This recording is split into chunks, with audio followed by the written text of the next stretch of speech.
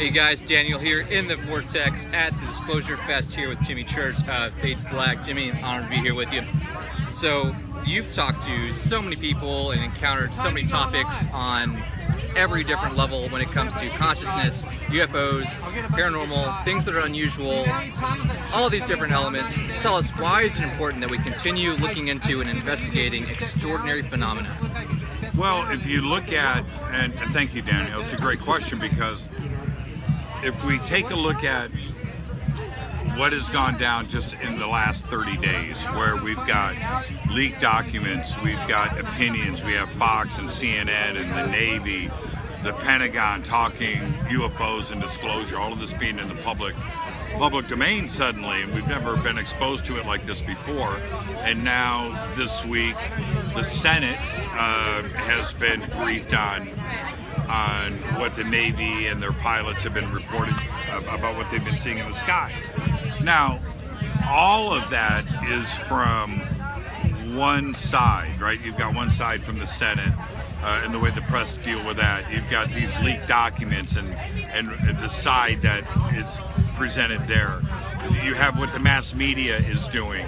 And so when you have all of this happening at the same time, it is very important that we just step back and go, okay, this is cool, but we need to ask why. Why are these documents being leaked right now? Why is the Senate suddenly discussing UFOs? Why is Trump on ABC News? UFOs come out of the president's mouth, and all of this, we have to step back and ask why. That's the most important. Why is the Pentagon wanting to do this? Why is the Senate wanting to do this? Why is Trump disclosing this? Why is documents being dumped onto the internet that aren't redacted, that are real? And why is the media presenting this? Why is there a fear factor? Nobody's been injured, nobody's been shot, nobody that we know of. So why is the Navy and the Senate and Trump, putting this national threat on it? That's where we have to step back and go, okay, why? That's the most important question. So I think as long as we continue to do that and use discernment, use our best judgment on this, not jump to any conclusions, is the best way to move forward. And everybody's going to come up with different answers, and that's the entire thing. And right now, in the middle of this, my wife keeps calling. Hold on, watch it. Honey, I'm in the middle of an interview right now. Is it an emergency? Do I need to be there? Okay, let me call you back in 2 minutes. Bye. That is a live interview. Always remember, always ask questions, do this, but pick up your wife's phone call. That's right. So when there are people out there who they see this stuff happening, or maybe they just ignore it, and despite it, like you said, all coming out, even in the mainstream media, it does make us wonder, for those of you who are really using discernment, like you said, very important in this day and age. There's still people out there who think a lot of this stuff, UFOs, or just maybe even things that are metaphysical, they think these things are still nonsense and imaginary. What would you say to people kind of in that mindset? Well, see, that's the thing. I've always said, and I think most rational minds would agree, that one of the best witnesses that you can have for phenomena in the sky is a pilot. It's a pilot. Commercial pilot, private pilot, doesn't matter. And then it goes up a notch when you get the Navy Top Gun pilots and the Air Force and the military involved. They know what to look for. They know every single aircraft. That's what they do. They identify visually what they're looking at. So that's the part where discernment is one thing, but you have to take that at face value, in that they don't understand what they're seeing. And that's a crazy thing for me, because I've seen what I've seen. Yeah. We've all seen things in the sky. I'm not a professional, but we've seen things. Yeah. When somebody steps forward that is a professional military pilot, professional commercial, and they come forward and started saying this, that's when, even if you don't believe in the phenomena, that you need to step back and go, wait a minute here. Okay, this isn't my crazy Uncle Bob on a fishing trip. We're talking about a military pilot that's out there flying training missions or missions, and they see something like this. Well, maybe I need to step back and go, okay, there might be something going on here. And that's what's happening right now. When you have Fox and CNN and BBC and New York Times and Washington Post and Politico and all of these media outlets covering this subject, it's reaching beyond. Look, around us right now is 40,000 people. This crazy event, right? This crazy event going on. They all get it.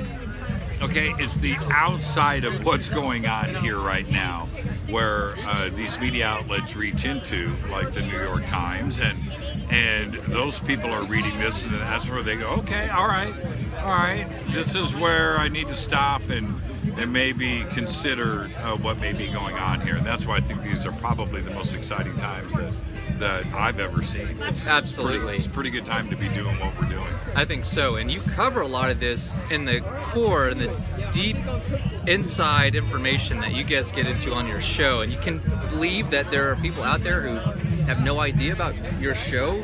How can these guys find out what you're up to and what you're doing? Well, there is that part of it. I mean, Fade to Black, I host two shows. I host Fade to Black and I host Coast to Coast AM. And all of that anybody can access by, Jimmy Church, Google jimmychurchradio.com, and everything is there. I think that the way that we broadcast, and we broadcast every night live, whether it's, Coast to Coast on the weekends or Fade to Black during the week, that once somebody out there, outside of the circle, hears UFOs or hears my name, and they go and they may, through general interest, go and do, we're Google World today, right? So you just go and you Google, and that pops up first, Fade to Black or me, or what, and they're exposed, I think, in a more gentle way, and that I'm not, hardcore or anything. We like to have fun with the subject. I like to talk about food and music and movies and comedy and my family and pets and things, and that's what the show is about. So what are you doing? And so what happens because of that is that, and this is what is surprising to me, a lot of people have come to our show because we talk heavy metal, right? Yeah. Or we talk tacos, or we talk about cool movies. There's a big draw. Yeah. Because those are the things that interest me, and there are plenty of people out there that maybe UFOs aren't at the top of their list. It may be down, but maybe it's music and art and movies and comedy and family and sports and UFOs and conspiracies and politics and religion, and it's part of the thing that makes people who they are. And that's what I've always done from the beginning, and I think it's worked because I don't talk UFOs 3 hours a night. Sometimes I do, but there are times when we did one of the most wonderful shows I'd ever done. It was on a Fader night, and I bring up breakfast cereals and watching cartoons on Saturday morning when I was a kid. We did 3 hours of cartoons and breakfast cereals. Awesome. And never talked about UFOs. Right? And that's great. That's what's bringing in people that maybe have never been a part of this before. That's it. But then that's what we do.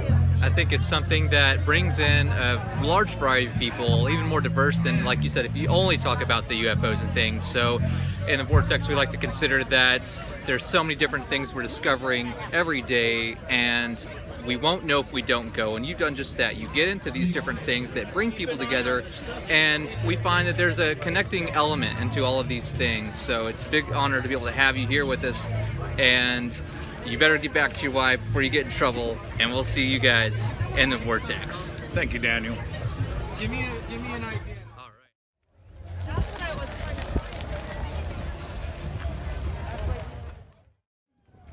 4 years ago, you came up to my wife and I, Rita, who's over there, hello Rita, and said, I have this dream, Jimmy, what do you think? And I said, and Rita said, let's do this, man. And look at what you've created. How do you feel? Amazing. Thank you all for coming. Thank you.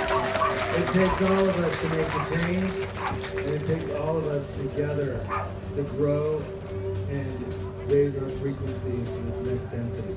So thank you all for coming. Thank you, everybody. I'm going to give the microphone to Adrian. I'm going to go in the back, and I'm going to do this with all of you. All right, you guys ready? Let's go. Thank you, Jimmy.